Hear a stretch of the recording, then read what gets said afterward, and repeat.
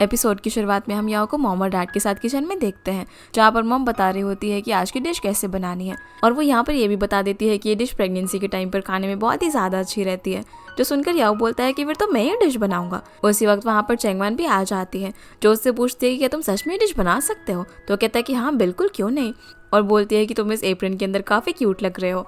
Scene अभी यहाँ से माओ और साओ पर आता है, जो कि दोनों काफ़ी खुश थे क्योंकि वो आज का ट्रायल जीत गए थे और अब दिंग उनके साथ रहेगा। पर तभी साओ को एक कॉल आता है और उसे पता चलता है कि जोंग फिर से इसके लिए अपील करना चाहता है, इसीलिए फिलहाल के लिए वो लोग दिंग को अपने साथ लेकर नहीं आ सकते। इस पर माओ बोलती है कोई बात नहीं, पहला ट्रायल तो हम जीत ही गए और हम दूसरा भी जीत जाएंगे। घर पर मॉम तो काफ़ी ज़्यादा खुश हो रही थी कि बच्चे उनके लिए खाना बना रहे हैं, और डैड को बोलते हैं कि तुम भी बच्चों को बता दिया करना कि तुम्हें क्या पसंद है, शर्माना मत। फिर वो बोलती है कि अगर जाओ डेट करना शुरू कर दे फिर तो मैं और ज़्यादा टेंशन फ्री हो जाऊंगी।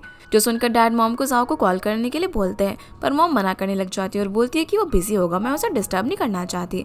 पर डैड उन्हें कॉल करने के लिए इंसिस्ट करते हैं, इसीलिए मॉम उसे कॉल करती है। तो उसे बताती है कि चेंगवान याओ को डेट कर रही है। ये सुनकर वो बोलता है कि अरे वाह, ये तो बहुत ही अच्छी बात है, पर ये सब तो उसे पहले से ही पता था। मॉम उसे वीकेंड पर घर पर आने के लिए कहती है ताकि वो लोग साथ में डिनर कर सके, लेकिन वो कहता है कि वो बिजी है इसीलिए वो नहीं आ पाएगा। तो मॉम बोलती है कि कोई बात नहीं, तुम अच्छे से काम पर ध्यान दो। मॉम फिर उसे कहती है कि अब तुम मेरा डेट करना शुरू कर दो और अपने लिए एक अच्छी सी लड़की ढूंढो, जिस चीज़ के लिए वो मान चाहता है। पर तभी कॉल रखने से पहले मॉम उससे पूछती है कि तुम्हारे साथ में कौन है, कुछ आवाज़ आ रही है। तो कहता है कि एक कलीग है। जो सुनकर माँ उसे घूर के देखने लग जाती है, तो मॉम को बिजी है बोलकर कॉल रख देता है। सीन अभी यहाँ से रेनफू पर आता है, जो कि जांग के असिस्टेंट से मिलकर उसे एम्प्लॉय वर्क कार्ड दे देता है और पूछता है कि आखिर तुम इसका करने क्या वाले हो, क्योंकि चेंगवान एक बहुत ही अच्छी लड़की है और उसने मेरे और याओ के रिलेशनशिप को ठीक करने में काफ़ी मदद की है, इसलिए मैं कुछ भी ऐसी वैसी चीज़ करके रिलेशनशिप को फिर से ख़राब नहीं करना चाहता। पर असिस्टेंट कहता है कि अरे नहीं नहीं, आप घबराओ मत, ऐसा कुछ भी नहीं है, ये कार्ड तो मैं सच में अपनी कज़न के लिए ले रहा हूँ। रेनफू अब यहाँ पर जांग ने जो उसे पैसे देते वो रिटर्न करने लगता है, पर असिस्टेंट बोलता है कि तुमने तो काफ़ी सारे पैसे खर्च कर दिए। जिस पर रेनफू कहता है कि मैं तुम्हें कुछ टाइम में वापस कर दूंगा, पर वो कहता है कि ये पैसे आप पहले ही एक्सेप्ट कर चुके हो और अगर आपको वापस करने हैं ना तो इसके ऊपर 20% इंटरेस्ट लगेगा। जो सुनकर रेनफू बोलने लग जाता है कि तुम कैसी बातें कर रहे हो। तो असिस्टेंट बोलता है कि ज़्यादा भोले बनने की कोशिश मत करो, कि आपको पता नहीं है कि ये सब किस लिए हो रहा है, और अगर आप इस चीज़ को एक्सेप्ट नहीं करते हो तो मैं सीधा याओ को कॉल कर देता हूँ। जो सुनकर रेनफू मना कर देता है उसे कॉल करने के लिए। होटल जाकर रेनफू अब सोच रहा होता है कि कैसे चेंगवान और उसकी फैमिली ने इतनी ज़्यादा मदद की है उसके और याओ को करीब लाने में, और वो चेंगवान को बताना चाहता था कि जांग होटल के अंदर क्या करने वाली है, पर उसे समझ नहीं आ रहा था कि वो क्या करे, और वो सोचते सोचते सोफा पर ही सो जाता है। अगली सुबह जब उसकी आंख खुलती है तो वो सब कुछ बताने के लिए फ़ोन करने ही वाला था, लेकिन तभी पूरे होटल की लाइट चली जाती है। इधर चेंगवान मैनेजर की और डुओ के साथ ऑफिस में होती है, जहाँ पर वो उनसे पावर कट का रीज़न पूछ रही होती है, लेकिन मैनेजर क्यू को भी कुछ नहीं पता होता। वो बताते हैं कि उनके यहाँ पर पावर सिस्टम थोड़ा सा कॉम्प्लिकेटेड है और ये पता लगाने के लिए कि प्रॉब्लम किधर से उन्हें थोड़ा सा टाइम लग जाएगा, लेकिन वहाँ पर उनके गेस्ट भी आने वाले थे, और अगर ऐसी सिचुएशन में वो होटल में आते हैं तो उनकी होटल की रेपुटेशन पूरी तरीके से खराब हो जाएगी। ये सुनकर चेंगवान फटाफट से जियो को कॉल करती है, जो कि गेस्ट को लेने के लिए गई हुई थी, और उसे बताती है कि कैसे होटल की इलेक्ट्रिसिटी में प्रॉब्लम आ गई है, इसीलिए वो गेस्ट को थोड़ा सा आराम से होटल के अंदर लेकर आए। जो जियो कहती है कि ठीक है, मैं उन्हें आधे घंटे तक रोक के रखूंगी। जो सुनकर चेंगवान मैनेजर क्यू को आधे घंटे में सब कुछ ठीक करने के लिए बोलती है, पर मैनेजर क्यू बोलता है कि ये तो पॉसिबल नहीं है। जो सब कुछ रेनफू बाहर खड़े होकर सुन रहे थे वो अंदर आकर बताते हैं कि ये किसी ने जानबूझकर करवाया है, इसीलिए सबसे पहले उन्हें एक ऐसे पर्सन को ढूंढना होगा जिसके एम्प्लॉय कार्ड का कलर ब्लू होगा, उससे उन्हें पता चल जाएगा कि प्रॉब्लम कहाँ पर है, तो वो उसे जल्दी से ठीक कर पाएंगे, और बाकी सब चीज़ें वो उन्हें बाद में एक्सप्लेन करेंगे। इसीलिए मैनेजर की ओर डुओ उस पर्सन को ढूंढने के लिए जाते हैं, और चेंगवान यहाँ पर रेनफू को सब कुछ बताने के लिए कहती है, तो वो उसे बता देते हैं कि ये सब जैंग ने किया है, कैसे उसने उन्हें बोला था कि वो उन्हें शांगली को दिलाने में मदद कर सकती है, जिस चीज़ के लिए मैं पहले तो मान गया, लेकिन मुझे ये बात में ठीक नहीं लगा, और जब उन्होंने मुझसे एम्प्लॉय कार्ड मंगवाया तो मैंने उसके बैंड का कलर चेंज कर दिया था ताकि हमें कल्प्रिट को पकड़ने में आसानी हो, और उसका असिस्टेंट जो मुझे थ्रेटन कर रहा था वो सब कुछ भी मैंने रिकॉर्ड कर लिया। ये बोलकर वो चेंगवान को अपना फ़ोन दे देते हैं और उससे माफ़ी मांगते हैं ये सब करने के लिए। वो बोलता है कि मुझे नहीं पता था कि इतनी बड़ी प्रॉब्लम हो जाएगी और मैं तुम्हें बताना चाहता था, पर चेंगवान बोलती है कि अभी फ़िलहाल एक दूसरे पर ब्लेम लगाने का टाइम नहीं है, हमें जल्द से जल्द इस प्रॉब्लम का सोल्यूशन निकालना होगा। उसी वक्त मैनेजर क्यू भी यहाँ पर आ जाते हैं, जो बताते हैं कि उन्हें पता चल गया है कि प्रॉब्लम कहाँ पर है, लेकिन उसे ठीक करने के लिए उन्हें 1 घंटा लगेगा, और जो गेस्ट है वो 15 मिनट के अंदर यहाँ पर आ रहे हैं। अब चेंगवान सोचने लग जाती है कि वो बाकी के 45 मिनट्स तक उन्हें कैसे रोक कर रखे। तभी उससे आइडिया आता है कि वो लोग गार्डन के अंदर उनके लिए एक सिगार और रेड वाइन टेस्टिंग इवेंट करा सकते हैं। जो सब कुछ वो रेनफू को हैंडल करने के लिए बोलती है और कहती है कि आप उन सभी लोगों को शांगली की स्टोरी बताना। रेनफू कहता है कि क्या तुम्हें मुझ पर ट्रस्ट है कि मैं ये सब कर पाऊंगा। तो चैंगवन बोलती है कि हाँ बिल्कुल, आप ये कर सकते हो। आप शांगली को अपना घर मानते हो ना, तो अब आपको सभी को अपने घर के बारे में बताना और उसे प्रोटेक्ट करना है। इसलिए वो भी खुश होकर उनकी मदद करने के लिए मान जाते हैं। अब जैसे ही गेस्ट होटल के अंदर आते हैं तो चैंगवन उनसे मिलती है और रेनफू से उन्हें इंट्रोड्यूस करवाती है। गार्डन में बिठाकर फिर सभी लोगों को रेनफू सिगार वगैरह टेस्ट करवाता है और यहाँ की पूरी स्टोरी के बारे में बताने लग जाता है कि कैसे वो 20 साल पहले यहाँ से चला गया था, लेकिन वो हमेशा इस जगह को मिस करता रहा। और यहाँ की पूरी स्टोरी बताने लग जाता है कि कैसे उसकी मॉम ने इस जगह को हैंडल किया। फिर जैसे इलेक्ट्रिसिटी वगैरह ठीक हो जाती है तो चैंगवन गेस्ट को अंदर ले जा रही थी, जहाँ पर गेस्ट उसके इस सब अरेंजमेंट से काफ़ी ज़्यादा खुश थे और दोबारा उसके होटल में आने के लिए बोलते हैं, जो सुनकर वो काफ़ी खुश हो जाती है। वो रेनफू को भी बोलती है कि आज तो आपने बहुत ही अच्छा किया, अगर आप नहीं होते तो ये सब कुछ इतना अच्छे से नहीं हो पाता, जो सुनकर वो भी खुश हो जाते हैं। अब जैसे याओ को इस सब के बारे में पता चलता है तो वो फटाफट से रेनफू से मिलने के लिए आ जाता है, जहाँ पर वो उस पर काफ़ी चिल्लाता है। वो बोलता है कि तुम पहले ही मेरी लाइफ के अंदर इतना कुछ कर चुके हो, अब तुम चैंगवन को भी परेशान कर रहे हो, आगे तुम जांग से क्यों मिले थे। रेनफू यहाँ पर चांस मांगता है उससे अपनी बात कहने का, लेकिन याओ उसकी कोई भी बात नहीं सुनता। वो बोलता है कि आज तक अपनी लाइफ में तुमने कुछ भी अच्छा नहीं किया था, मुझे लगा था कि अब हमारा रिलेशन थोड़ा सा ठीक हो सकता है और तुम सच में बदलने की कोशिश कर रहे हो, लेकिन तुम कभी भी नहीं बदल सकते और मेरी लाइफ का सबसे बड़ा मिसफॉर्च्यून ये है कि मैं तुम्हारा बेटा हूँ। तभी वहाँ पर चैंगवन भी भागते हुए आ जाती है, जो कि याओ को ऐसा करने से रोकती है। वो बोलती है कि उनको कुछ मत बोलो, उनकी मदद से आज सब कुछ बहुत ही अच्छे से हो गया है और तुम सबसे पहले जाकर जांग को पकड़ो। इसीलिए याओ रेनफू से बाद में मिलने का बोलकर चैंगवन के साथ यहाँ से चला जाता है। चैंगवन अब यहाँ से जांग से मिलने के लिए जाती है, जिसे देखकर जांग उसे बोलती है कि तुम्हारे यहाँ पर तो इवेंट चल रहा है ना, तुम बिजी होगी तो तुम यहाँ पर क्या कर रही हो। तो चैंगवन बोलती है कि मुझसे ज़्यादा बिजी तो तुम हो प्रॉब्लम्स क्रिएट करने में। इस पर जांग बोलती है कि अभी अभी तुमने होटल टेक ओवर किया है तो प्रॉब्लम तो आएगी ही ना, क्यों ना तुम हमारे साथ कोलैबोरेट कर लो। जो सुनकर चैंगवन उसे थैंक यू बोलती है कि कैसे ग्रेजुएशन के बाद उसने उसकी जॉब लगवाई थी यहाँ पर और इन 7 सालों में उसने यहाँ से बहुत कुछ सीखा कि कैसे सिंसेरिटी से गेस्ट का ख्याल रखा जाता है और उसे घर के जैसा फील करवाया जाता है।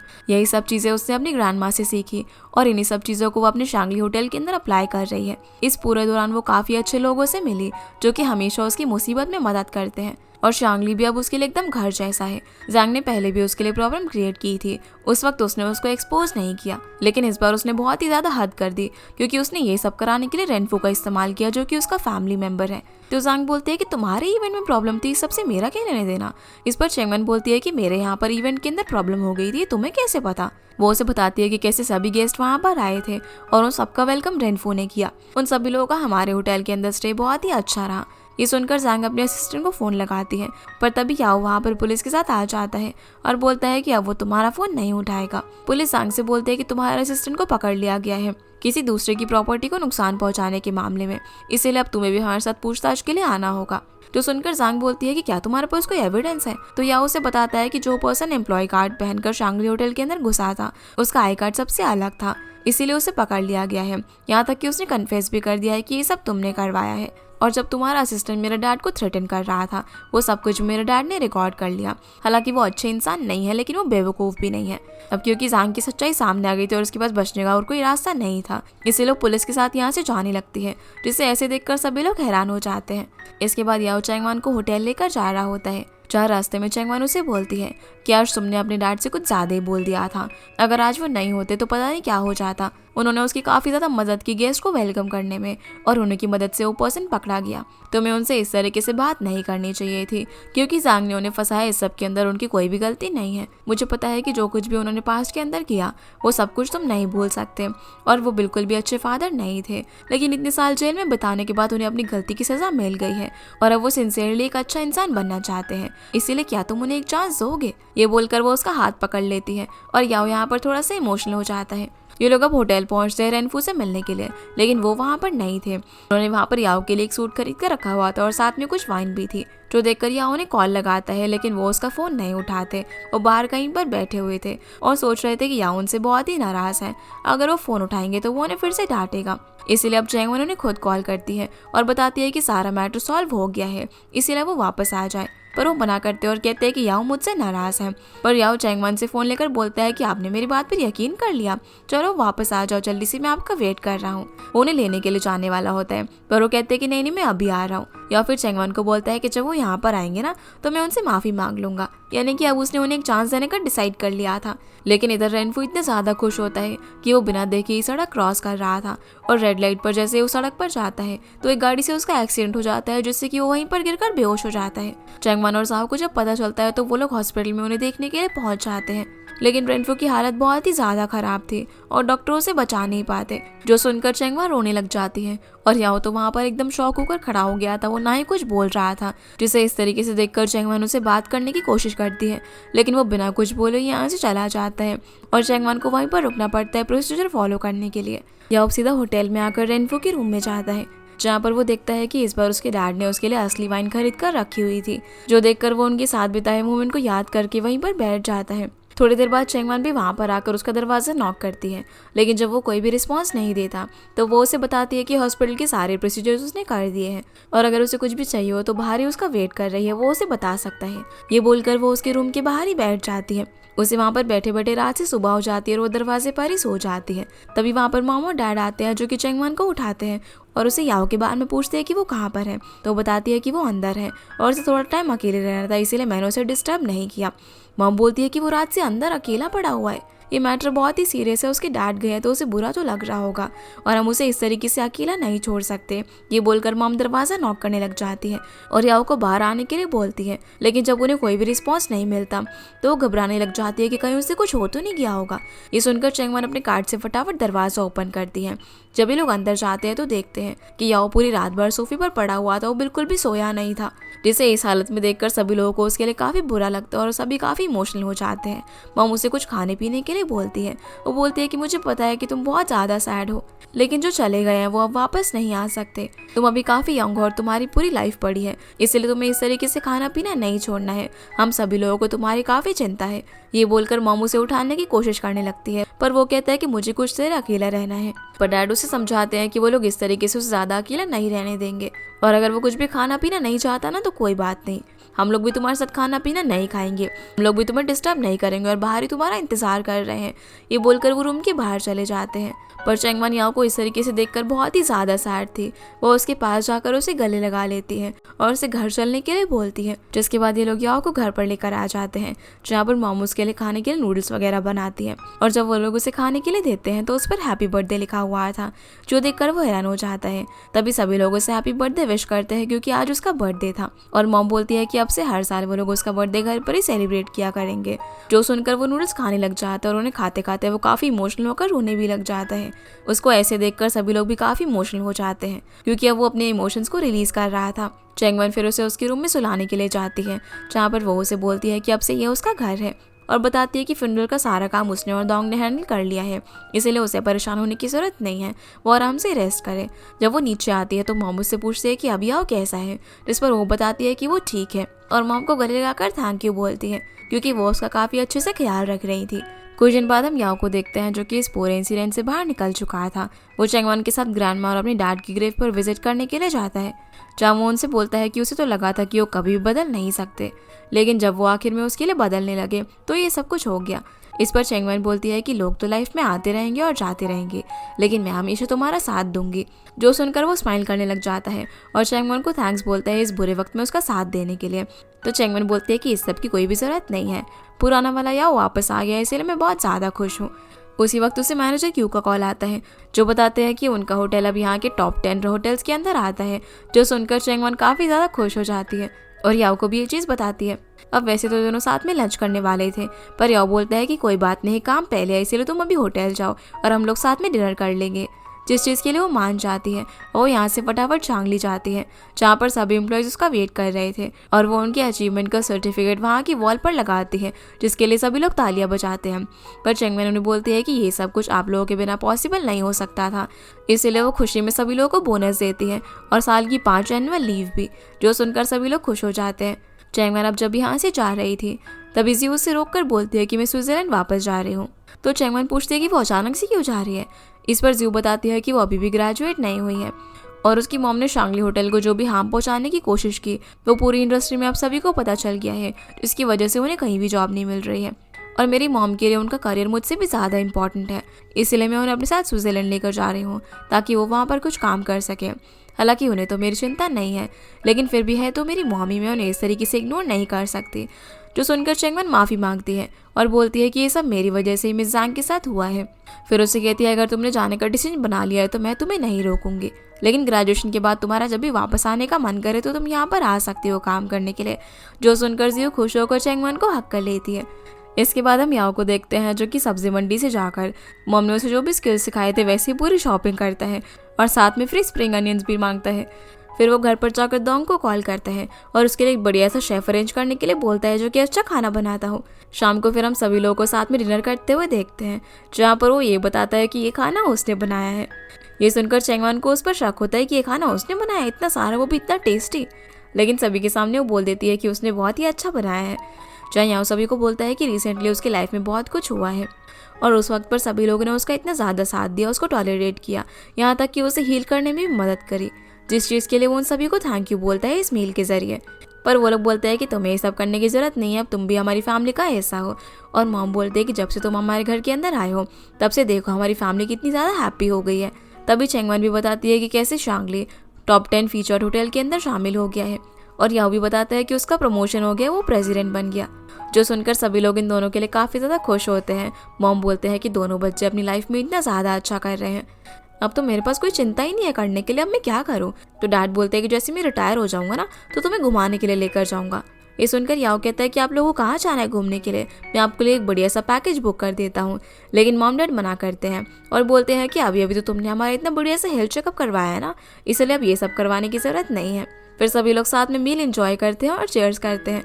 इसके बाद जब चेंगवन अपने रूम में होती है तो वहाँ पर ग्रैंडमा की फ़ोटो देखकर उसे उनकी याद आने लग जाती है, इसीलिए वो उनकी फ़ोटो के पास कुछ फ्लावर्स लगाती है और बताती है कि इन फ्लावर्स को याओ ने बड़ा किया है।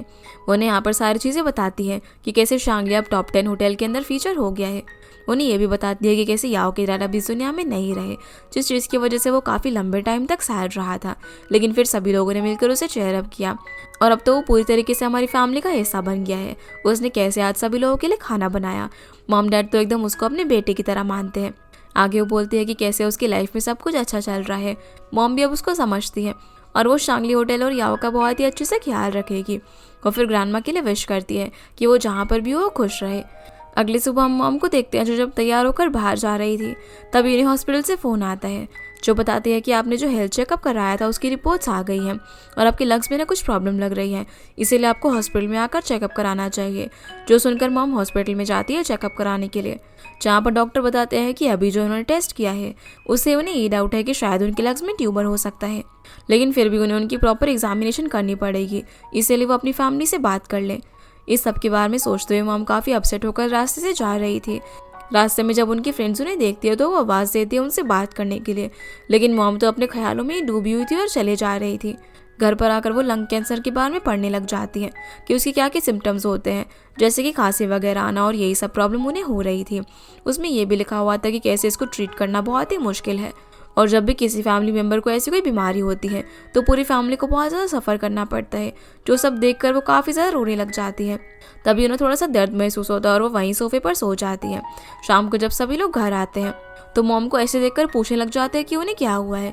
इस पर मॉम कहते हैं कि कुछ नहीं, मेरा थोड़ा सा पेट दर्द हो रहा था, मैं सोफे पर ही सो गई और जब मेरी आँख खुली तो अब रात हो गई, जिस वजह से मैंने डिनर भी नहीं बनाया। तो डैड बोलते हैं कि कोई बात नहीं, तुम आराम करो, मैं डिनर बना देता हूँ। लेकिन चेंगवन यहाँ पर मॉम से पूछने लग जाती है कि आप सच सच बताओ क्या बात है। इस पर मॉम बोलती है कि कुछ भी नहीं है, बस थोड़ा सा दर्द हुआ था और मैं सो गई थी। मॉम बोलती है कि सोफा पर लेटे हुए मैं तुम्हारे और याओ के बारे में सोच रही थी। तुम 30 की हो गई और याओ 40 साल का। अब तो तुम दोनों को जल्दी से शादी करके बच्चे कर लेने चाहिए, क्योंकि अभी तुम्हारे डैड और मैं तुम्हारे बच्चों की देखभाल कर सकते हैं और ज़्यादा देरी करना ठीक नहीं है। जो सुनकर चेंगवन बोलती है कि मॉम हम दोनों को कोई भी जल्दी नहीं है और आप हमारी चिंता मत करो, आप सिर्फ आराम करो। इसलिए डैड भी अब उन्हें ऊपर लेकर चले जाते हैं और याओ चेंगवन से बोलता है कि मैं सिर्फ अभी 32 ईयर्स का हूँ, तुम्हारी मॉम ने तो मुझे 40 साल का बना दिया। जो सुनकर वो हंसने लग जाती है। डैड अब रूम में जाकर मॉम और अपना सामान पैक कर रहे थे, क्योंकि कल वो मॉम को एक ट्रिप पर लेके जाने वाले थे। जहाँ पर मॉम को इतना चुपचाप बैठे हुए देखकर वो उनसे पूछते हैं कि क्या तुम्हारी तबीयत सच में ठीक है। इस पर मॉम कहती है कि हाँ क्या हुआ, ऐसे क्यों पूछ रहे हो। तो डैड बोलते हैं कि तुम हमेशा इतना बोलती रहती हो ना, और आज तुम एकदम से चुपचाप बैठी हुई है, मुझे थोड़ा सा अजीब लग रहा है। इस पर मॉम बोलती है कि आज मैं डांस करते करते काफ़ी थक गई ना, इसलिए मैं सोने के लिए जा रही हूँ। लेकिन मॉम के दिमाग में यहाँ पर कुछ और ही चल रहा था। अगली सुबह डैड मॉम को ट्रिप के लिए लेकर चले जाते हैं, जिनको बाहर तक सी ऑफ करने के लिए याओ और चैंगवन भी जाते हैं। जब मॉम के जाने पर चैंगवन याओ से बोलती है कि तुमको मॉम का बिहेवियर कुछ अजीब नहीं लग रहा। इस पर वो कहता है कि हाँ लग तो रहा है, लेकिन शायद ही इस वजह से हो सकता है, क्योंकि मॉम के पास सब कुछ करने के लिए नहीं है, तो शायद उन्हें थोड़ा सा अजीब लग रहा हो। चैंगवन बोलती है कि हाँ शायद इस वजह से हो सकता है। तो एक काम करते हैं कि अब से ना हम लोग जल्दी अपना काम फिनिश कर लिया करेंगे, ताकि मॉम के साथ थोड़ा सा टाइम स्पेंड कर सके। जिसके लिए वो मान जाते हैं और बोलता है कि चलो मैं तुम्हें शांगली होटल छोड़ देता हूँ। लेकिन वो बोलती है कि नहीं आज मैं होटल नहीं जा रही हूँ, आज मैं माओ और जाओ से मिलने के लिए जा रही हूँ, क्योंकि कल उनका दूसरा ट्रायल होने वाला है। और जब वो लोग दिन को घर वापस लेकर आएंगे, तभी हमारी पूरी फैमिली अच्छे से रियूनाइट हो पाएगी। जिसे ऐसे देखकर याओ बोलता है कि तुम तो एकदम अपनी मॉम की तरह बिहेव कर रही हो। ये सुनकर चैंगवन बोलती है कि क्यों, क्या हुआ, तुम्हें डर लग रहा है क्या। तो वो बोलता है कि अब तो मुझे भी डैड की तरह बनना पड़ेगा। ये बोलकर दोनों हंसी मजाक करते हुए घर में चले जाते हैं। इसके बाद हम जाओ को देखते हैं, जो कि सेकंड ट्रायल के बारे में सारे एविडेंसेस वगैरह देख रहा होता है। जहाँ माँ उसके पास आकर उसे थोड़ा सा आराम करने के लिए भी बोलती है, पर तभी चैंगवन उनसे मिलने के लिए आ जाती है। जिसे यहाँ पर देखकर माँ बोलती है कि अरे बिजी वुमेन तुम यहाँ पर क्या कर रही हो। तो चैंगवन बताती है कि होटल में अब नए स्टाफ की हायरिंग हो गई है, इसलिए अब मुझे इतना ज़्यादा वहाँ पर इंटरफेयर करने की ज़रूरत नहीं है, वो सभी लोग अच्छे से सब कुछ हैंडल कर सकते हैं। इसलिए मैं तुमसे मिलने के लिए आई हूँ, क्योंकि तुम्हें मेरे सपोर्ट की ज़रूरत है। और मैंने शांगली होटल के लॉयर से भी बात कर ली है, वो तुम्हारी थोड़ी सी मदद कर देगा एविडेंस कलेक्ट करने में, ताकि तुम इस केस को जीत सको। जिस चीज़ के लिए दोनों उसे थैंक्स बोलते हैं और बोलते हैं कि तुम चिंता मत करो, हम ज़रूर ये वाला ट्रायल भी जीत जाएंगे। तो चैंगवन उन्हें बोलते हैं कि दिन को घर लाने के बाद तुम्हें मॉम को अपने रिलेशनशिप के बारे में बताना होगा, और मॉम अब काफ़ी ज़्यादा बदल गई है। अगर तुम उनसे अच्छे से बात करोगी तो वो तुम दोनों को ज़रूर एक्सेप्ट कर लेंगी, जिस चीज़ के लिए दोनों मान जाते हैं। लेकिन उसी वक्त माओ को दिन का कॉल आता है, जो बताता है कि डैड मुझे मार रहे हैं। ये सुनकर माओ काफ़ी ज़्यादा घबरा जाती है और फटाफट से उससे मिलने के लिए जाने लगती है, लेकिन साओ उसे रोकता है। वो बोलता है कि ये ज़रूर सॉन्ग की कोई चाल होगी, क्योंकि उनका सेकंड ट्रायल आने वाला है, और भला ऐसे क्रिटिकल मोमेंट में वो दिन को क्यों मारेगा, इसके पीछे ज़रूर उसकी कोई ना कोई चाल होगी, इसलिए मैं भी तुम्हारे साथ चलूंगा। तो चैंगवन भी यहाँ पर इन लोगों के साथ जाती है। जहाँ ये दोनों माओ को सॉन्ग के घर में जाने के लिए बोलते हैं और उससे बिना गुस्सा करे बात करने के लिए बोलते हैं। माओ घर के अंदर जाते ही दिन को ढूंढने लग जाती है, पर सॉन्ग बताता है कि वो घर पर नहीं है, वो अपनी ग्रैंडमा के पास है। ये सुनकर माँ उस पर चिल्लाने लग जाती है कि तुमने उसे वहाँ पर क्यों भेजा और तुम्हारी हिम्मत कैसी है उसे मारने की। तो सॉन्ग बोलता है कि वो मेरा बेटा है और मेरे पास अभी भी उसकी कस्टडी है, मैं जो चाहे कर सकता हूँ, उसको डिसिप्लिन सिखाने के लिए मुझे उस पर हाथ उठाना पड़ेगा, और तुम तो अभी भी यंग हो ना। वो फिर माँ को यहाँ पर उल्टी सीधी बातें बोलने लग जाता है उसे प्रोवोक करने के लिए, ताकि वो उस पर हाथ उठाए। वो माँ को कहता है कि तुम तो अभी भी यंग हो ना, और तुम्हारा बॉयफ्रेंड भी है, तुम तो दूसरा बच्चा भी पैदा कर सकती हो, तो तुम्हें इतनी दिन की चिंता क्यों हो रही है। जो सुनकर माँ को काफ़ी गुस्सा आ जाता है और वो उसे मारने वाली होती है, लेकिन वो फिर खुद को कंट्रोल करती है। उसी वक्त वहाँ पर चैंगवन और जाओ भी आ जाते हैं, जहाँ चैंगवन बोलते हैं कि तुम ये सारी चीज़ें जानबूझकर माँ को बोल रहे हो ना, और तुम ये सब करके माँ को प्रोवोक कर रहे, क्योंकि तुम पहला ट्रायल तो हार गए हो, और जो तुम्हारे घर में कैमरा लगा हुआ है उसमें अगर माँ की ये सारी फुटेज आ जाएगी तो तुम कोर्ट में प्रूव कर सकते हो कि वो मेंटली स्टेबल नहीं है, जिससे कि तुम ये वाला ट्रायल जीत जाओ। लेकिन ऐसा नहीं होगा। जाओ भी उसे बोलता है कि कल का ट्रायल मैं ही जीतूंगा, और ये बोलकर इन दोनों को यहाँ से ले जाता है। जो देखकर सॉन्ग कुछ भी नहीं कर पाता, क्योंकि उसका ये प्लान फेल हो गया था। सीन अब यहाँ से मॉम और डैड पर आता है, जो कि बस में अपनी ट्रिप पर जा रहे थे। लेकिन आधे रास्ते ही मॉम काफ़ी ज़्यादा इमोशनल होकर डैड को बोलने लग जाते हैं कि उन्हें वापस से घर जाना है। उन्हें बच्चों की काफ़ी याद आ रही है और वो उनके लिए खाना बनाना चाहती है, जिन्हें ऐसे देखकर डैड बोलते हैं कि कोई बात नहीं, हम अगले स्टॉप पर उतर जाएंगे और फिर मैं तुम्हें घर लेकर चलूँगा। दूसरी तरफ माओ, जाओ और चैंगवान तीनों घर पर होते हैं, जहाँ चैंगवान माओ को शाबाशी देती है कि उसने कैसे अपना गुस्सा सॉन्ग के सामने कंट्रोल किया और उसे मारा नहीं। तो माओ भी चैंगवान को बोलती है कि उसने भी बहुत ही अच्छा सॉन्ग को सुनाया। फिर चैंगवान बताती है कि उसने यहाँ पर लॉयर को बुला लिया है, वो कुछ देर में आता ही होगा। वो लोग कल के ट्रायल के लिए प्रिपेयर करें और दिन को घर लेकर आए। अब लॉयर के आते ही ये लोग काम पर लग जाते हैं और उससे सारी चीज़ें डिस्कस करने लगते हैं, जिस सब में इनको शाम हो जाती है। लॉयर के जाने के बाद माओ और जाओ चैंगवान को थैंक्स बोलते हैं उसकी इतनी मदद करने के लिए, और बोलते हैं कि वो लोग कॉन्फिडेंट है कि वो लोग ही कल का ट्रायल जीतेंगे। जहाँ जाओ ने माओ का हाथ पकड़ा हुआ था, लेकिन उसी वक्त माओ और डैड घर के अंदर आ जाते हैं। सभी लोग भी इनको देखकर हैरान हो जाते हैं। और माओ जाओ से अपना हाथ छुड़ा लेती है। चैंगवन अब यहाँ पर मॉम को बताने लग जाती है कि माओ और जाओ एक साथ हैं, लेकिन जाओ उसे रोक देता है और बोलता है कि मैं खुद मॉम को बताऊंगा। वो फिर माओ का हाथ पकड़ के मॉम के पास जाता है और बताता है कि मैं और माओ एक साथ हैं, जो मैंने आपको केस के बारे में बताया था कि जिसके ऊपर मैं काम कर रहा हूँ, वो दिन की कस्टडी का केस है। मैंने सोचा था कि जब हम ट्रायल जीत जाएंगे तो उसके बाद मैं आपको अपने रिलेशनशिप के बारे में बता दूंगा। माओ तो काफ़ी वरिड हो रही थी कि पता नहीं मॉम क्या बोलेंगी, पर मॉम यहाँ पर उनको उनके ट्रायल के लिए गुड लक विश करती है और जाओ को बोलती है कि उन्हें खुशी है कि माओ तुम्हारे साथ है। ये बोलकर वो अपने रूम में चली जाती है। इसके बाद हम चैंगवन और डैड को देखते हैं जो कि मॉम से बात करने के लिए जाते हैं। वो अपनी रूम के अंदर होती है। चैंगवन यहाँ पर बाहर से ही मॉम को बोलने लग जाती है कि मॉम ये सब मेरी गलती है। माओ और जाओ तो आपको बताना चाहते थे, पर मैंने उन्हें बोला था कि जैसे ही मॉम ट्रिप से वापस आ जाएगी तब तुम उन्हें बता देना, लेकिन हमें थोड़ी पता था कि आप लोग अचानक से ही वापस आ जाओगे। इस पर डैड कहते हैं कि अरे ये तो और भी अच्छा हो गया ना, हमें आते ही इतना बड़ी सरप्राइज मिल गया। माओ को तो हमने अपनी आंखों के सामने बड़े होते हुए देखा है, वो बहुत ही प्यारी बच्ची है और अब वो हमारी डॉटर इन लॉ भी बन जाएगी। चैंगवन डैड से पूछते हैं कि वैसे आप लोग इतना जल्दी वापस क्यों आ गए ट्रिप से। तो डैड बोलते हैं कि तुम्हारी मॉम की पहली ट्रिप थी ना, तो शायद उसे अच्छा नहीं लग रहा होगा, इसलिए उसने मुझे आधे रास्ते से ही वापस आने के लिए बोल दिया। पर मॉम कोई भी रिस्पॉन्स नहीं देती। तो चैंगवन मॉम को बोलती है कि मॉम अब जाओ बड़ा हो गया है, इसीलिए आप प्लीज़ उसको भी एक चांस दो, उसे पता है कि वो क्या कर रहा है। तब मॉम बोलती है कि हाँ मुझे पता है। उसी वक्त वहाँ पर याओ आ जाता है जो बताता है कि माओ और जाओ चले गए हैं, लेकिन क्योंकि मॉम उनमें से किसी से भी बात नहीं कर रही थी तो डैड अब याओ को बोलते हैं मॉम से बात करने के लिए और बोलते हैं कि तुम तो हमारे सन इन लॉ हो ना, कोई भी मदर इन लॉ अपने सन इन लॉ की बात को नहीं टाल सकती। पर याओ बोलता है कि मुझे लगता है कि अभी हमें तो उन्हें थोड़ा सा टाइम देना चाहिए ताकि वो इस बात को एक्सेप्ट कर सके और हम लोग उनसे सुबह बात करेंगे, जो चीज़ चैंगवन को भी सही लगती है। इसलिए अब ये लोग मॉम से बिना बात करे चले जाते हैं। मॉम इधर अपने रूम के अंदर पुरानी फैमिली फोटोज देख रही थी और सोच रही थी कि याओ कितना बड़ा हो गया है, कैसे वो चाहती थी कि उसकी कोई गर्लफ्रेंड बन जाए और अब वो भी डेट करने लगा है। अगली सुबह हम देखते हैं कि जैसे ही सभी लोग ब्रेकफास्ट करने के लिए आते हैं तो देखते हैं कि मॉम ने सभी लोगों के लिए बहुत ही अच्छा सा ब्रेकफास्ट बनाया हुआ था और उन्होंने वहाँ पर एक नोट लिखा हुआ था कि वो सभी लोग ब्रेकफास्ट कर लें और वो बाहर सब्जियाँ लेने के लिए जा रही हैं। साथ ही उन्होंने ये भी लिखा था कि वो सभी लोग साथ में डिनर करेंगे, जो सब देखकर उन लोगों को लगता है कि मॉम का मूड काफ़ी अच्छा है। दूसरी तरफ माओ और जाओ अपने ट्रायल के लिए तैयार हो रहे थे, लेकिन माओ काफ़ी ज़्यादा नर्वस थी। उसे समझ में नहीं आ रहा था कि वो उसकी मॉम को कैसे फेस करेगी। पर तभी चैंगवन उन्हें मैसेज करके बताती है कि मॉम अब ठीक है और उन्होंने सभी लोगों को साथ में डिनर के लिए बुलाया है, जो सुनकर माओ खुश हो जाती है और ये लोग अब ट्रायल के लिए चले जाते हैं।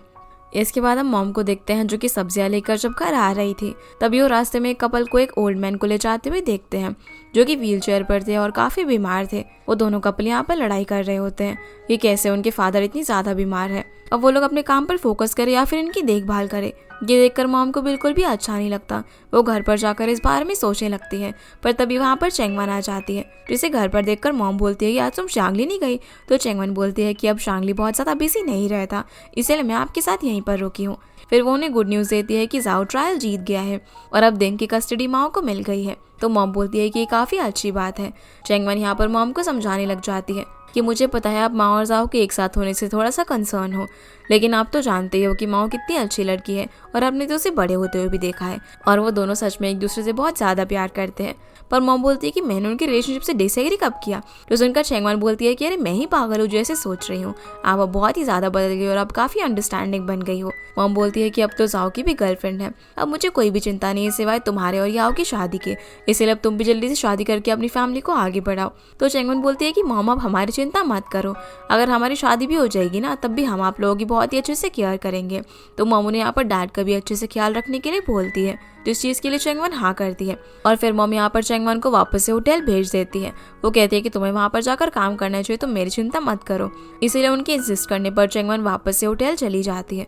सीन अब यहाँ से माओ और जाओ पर आता है जो कि दिंग को लेने के लिए जाते हैं, जिसे लेने के बाद जाओ माओ से बोलता है कि अब तो हम लॉ सूट जीत गए हैं, अब मेरे पास अपनी फैमिली से छुपाने के लिए कुछ भी नहीं है, इसलिए चलो उनके पास चलते हैं उन्हें एक्सप्लेनेशन देने के लिए। सीन अब यहाँ से चैंगवन पर आता है जहाँ वो देखती है कि उसके होटल में अब सब कुछ अच्छा चल रहा था। वहाँ पर काफ़ी सारे लोग अपनी बुकिंग करा रहे थे वेडिंग करवाने के लिए, तो सब देखकर वो काफ़ी ज़्यादा खुश होती है और अपने स्टाफ को थैंक यू बोलती है। फिर वो याओ को मैसेज करती है और बोलती है कि अब घर पर चलकर डिनर करने का टाइम हो गया है। तो वो कहता है कि ठीक है, मैं अभी तुम्हें डैड के साथ लेने के लिए आता हूँ। अपने कैबिन से बाहर निकलकर वो सभी को बोलता है कि जैसे ही टाइम होता है आप सभी लोग घर पर जा सकते हो, बेकार में ओवर टाइम करने की कोई भी ज़रूरत नहीं है। जो सुनकर काफ़ी ज़्यादा खुश हो जाते हैं। कि कैसे याओ उन्हें वर्क और लाइफ के बीच में बैलेंस मेंटेन करने के लिए कह रहा था ताकि वो एक अच्छी लाइफ जी सके। याओ अब कार ड्राइव करके चैंगवान को लेकर जाता है, जहाँ पर ये सभी लोग काफी खुशी से घर पर पहुंचते हैं। माओ और जाओ भी दिन को लेकर वहाँ पर पहुंच जाते हैं, जहाँ पर मॉम ने उनके लिए काफी अच्छा डिनर बनाकर रखा हुआ था, लेकिन वो घर पर नहीं थी। चैंगवान उन्हें कॉल करती है, लेकिन उनका फ़ोन स्विच ऑफ आ रहा था, जिससे उसे लगता है कि उनकी फ़ोन की बैटरी खत्म हो गई होगी। इसलिए वो लोग थोड़ी देर उनका वेट करने लग जाते हैं, लेकिन इन लोगों को उनका वेट करते करते रात हो जाती है, जिस वजह से सभी लोग काफ़ी परेशान हो गए थे और अब उन्हें जगह जगह पर ढूंढने लग जाते हैं, पर इन लोगों को कोई भी इन्फॉर्मेशन नहीं मिलती। या वो घर से ही दोंग को फ़ोन कर देता है मॉम की मिसिंग रिपोर्ट लिखवाने के लिए। या वो नोटिस करता है कि मॉम घर पर ही चाबी छोड़कर चली गई थी, इसलिए वो सभी लोगों को घर पर वापस बुला लेता है, जहाँ वो बताता है कि लगता है मॉम जानबूझकर घर से चली गई हैं क्योंकि वो चाबी लेकर नहीं गई हैं और फैमिली फोटो भी यहाँ पर नहीं रखा है। तभी माओ बताती है कि उन्हें कुछ लेडीज से पता चला कि कुछ दिन पहले जब उन्होंने मॉम को देखा था तब वो काफ़ी ज़्यादा परेशान सी लग रही थी, लेकिन उसी वक्त घर की कोई बेल बजाता है, जिससे उन्हें लगता है कि मॉम आई होंगी। लेकिन जब वो जाकर देखते हैं तो वहाँ पर एक डिलीवरी बॉय था, जो कि उन्हें मॉम को एक लेटर देता है। उस लेटर के अंदर मॉम ने लिखा हुआ था कि आज का खाना तो मैंने बना दिया, लेकिन कल से तुम लोगों को ये सब कुछ खुद ही करना पड़ेगा, क्योंकि मैं इस घर से जा रही हूँ। मैं थोड़ी बीमार हूँ, इसलिए मैं कुछ टाइम अकेले माउंटेन्स में रहना चाहती हूँ। क्या पता वहाँ पर रहने से मेरी बीमारी चली जाए, और तुम लोग मेरी चिंता मत करना, है मेरा डिसीजन है। मैं अपने आखिरी वक्त को शांति से गुजारना चाहती हूँ, क्योंकि पूरी लाइफ तो मैंने सिर्फ तुम लोगों की केयर की है। आखिर में वो जाओ और चैंगवान को एडवाइस देती है कि अब तुम दोनों के पास तो पार्टनर्स है, लेकिन तुम्हारे डैड अकेले हैं, इसीलिए अब उनके साथ थोड़ा सा वक्त बिताना ताकि उन्हें अकेला फील ना हो। उन्हें कभी कभी बाहर भी लेकर चले जाना और मेरी ज़्यादा चिंता मत करना। ये लेटर वगैरह लिखने के बाद मॉम अपना पूरा सामान पैक करती हैं। जाने से पहले वो ग्रैंडमा से बात करती हैं। वो उसे बोलती है कि पहले तो मैं आपको सिर्फ प्लीज़ करने के लिए मॉम बुलाती थी, लेकिन आज मैं आपको दिल से माँ बुला रही हूँ। आप ऊपर से मेरी फैमिली और मेरे बच्चों को ब्लेसिंग्स देते रहना, और आप वहाँ पर अकेले हो ना, इसलिए कुछ टाइम बाद मैं अभी आपके पास आ रही हूँ, जहाँ पर मैं आपका अच्छे से ख्याल रखूँगी। ये बोलकर वो घर से चली जाती हैं। प्रेजेंट में घर पर सभी लोग काफ़ी ज़्यादा परेशान हो रहे थे। डैड तो रोने लग जाते हैं। वो बोलते हैं कि ये सब मेरी गलती है, तुम्हारी मॉम की तबीयत खराब थी और मैंने उसे नोटिस भी नहीं करा। लेकिन चैंगवन बोलती है कि सिर्फ आपकी ये गलती नहीं है, हम में से किसी ने भी उन्हें नोटिस नहीं किया। वो यहाँ पर उन्हें रोने से मना करती है, क्योंकि उन्हें अभी नहीं पता था कि मॉम को आखिर क्या प्रॉब्लम है, और बोलती है कि फिलहाल हमारा सबसे पहले ये काम है कि हमें मॉम को ढूंढना है। तभी वहाँ पर याओ आ जाता है, जो बताता है कि मैंने पुलिस वालों से बात की और उन्होंने बताया कि मॉम ने अनुहाई जाने की टिकट्स खरीदी थी। जो सुनकर चैंगवन बोलती है कि ये तो मॉम का होम टाउन है। इसीलिए अब ये लोग फटाफट से आंटी वांग को कॉल लगाते हैं और उनसे पूछते हैं कि क्या मॉम उनके पास आई है, लेकिन वो बताती है कि वो तो यहाँ पर नहीं आई है। तो जाओ बोलता है कि होम टाउन में मॉम के पेरेंट्स का पुराना घर भी तो है ना, तो ज़रूर मॉम वहाँ पर जा सकती हैं। इसलिए अब चैंगवन डिसाइड करती है कि वो और याओ मॉम के विलेज जाएंगे, और वो याओ माँ और डैड को सुबह हॉस्पिटल जाने के लिए बोलती है, ताकि वो लोग वहाँ से मॉम की रिपोर्ट्स कलेक्ट करें और पता लगाए कि आखिर उन्हें कौन सी डिजीज़ है। जिसके बाद ये दोनों मॉम के होम टाउन जाने के लिए निकल जाते हैं। इधर मॉम भी अपने होम टाउन पहुँच गई थी, जहाँ वो घर पर पहुँचकर पुरानी फोटोज़ को देखकर बहुत ज़्यादा रोने लग जाती है। फिर जब चैंगवन और याओ रास्ते के अंदर रुके होते हैं, जहाँ पर चैंगवन मॉम के रिसेंट बिहेवियर के बारे में सोचने लग जाती है और काफ़ी इमोशनल होकर रोने लग जाती है। वो याओ को बताती है कि कैसे उसने मॉम को नोटिस नहीं किया कि उनका बिहेवियर काफ़ी स्ट्रेंज है, पर उसे ऐसा लग रहा था कि वो बेकार की बातों में चिंता कर रही होगी। पर याओ यहाँ पर उसे कंफर्ट करता है। जिसके बाद ये लोग ड्राइव करते करते सुबह तक विलेज में पहुँच जाते हैं, जहाँ ये लोग देखते हैं कि मॉम के घर का दरवाज़ा अंदर से बंद है। तो याओ दूसरी साइड से घर के अंदर घुसता है और दरवाज़ा खोल के चैंगवन को भी अंदर लेकर आता है। चैंगवन अब मॉम के रूम का दरवाज़ा नॉक करने लग जाती है और उन्हें बाहर आने के लिए बोलती है। अब जैसे ही मॉम उठती है और देखती है कि चैंगवन यहाँ पर आई हुई है, तो फटाफट से उठकर अपनी लिपस्टिक लगाने लग जाती है, ताकि उनकी ऐसी शक्ल देखकर वो ये ना पता लगा पाए कि वो कितनी ज़्यादा बीमार है। लेकिन जब मॉम दरवाज़ा नहीं खोलती तो चैंगवन रोते हुए दरवाजे में लात मारने लग जाती है, जो देखकर मॉम फटाफट से दरवाज़ा खोल देती है। चैंगवन यहाँ पर मॉम पर चिल्लाने लग जाती है, बोलती है कि आप इतनी सेल्फिश कैसी हो सकती हो कि आप एक लेटर लिखकर हमें इस तरीके से छोड़कर चली जाओ। पता है हम लोग कितना ज़्यादा वरिड हो गए थे कि पता नहीं आपको क्या हो गया हो। डैड तो रोने भी लग गए थे, और क्या हम लोग इस सब के बारे में आराम से बैठकर बात नहीं कर सकते। पर मॉम उसे कोई भी जवाब नहीं देती और बोलती है कि मैं अकेला रहना चाहती हूँ। वो चैंगवन से बोलती है कि तुम अब बड़ी हो गई हो और तुम अपने डैड का ख्याल रख सकती हो। तुमने भी तो अपने लिए मुझे थोड़ा सा स्पेस मांगा था ना, तो क्या मैं अपने लिए स्पेस नहीं मांग सकती? ये बोलकर वो दूसरे कमरे में चली जाती है और चैंगवन भी नाराज़ होकर घर के बाहर जाकर बैठ जाती है, जो देखकर याओ भी उसके पास जाता है। तभी उन्हें जाओ का कॉल आता है, जो बताता है कि रिपोर्ट से पता चला है कि मॉम को लंग कैंसर हो सकता है, लेकिन पूरी तरीके से इस चीज़ को कंफर्म करने के लिए उन्हें और भी टेस्ट करने पड़ेंगे। पर चेंगवन रो रही होती है, इसीलिए याओ बात करता है। वो बताता है कि उन लोगों को मॉम मिल गई है जो कि विलेज के पुराने घर में है। और इसी के साथ ये एपिसोड यहीं पर खत्म हो जाता है।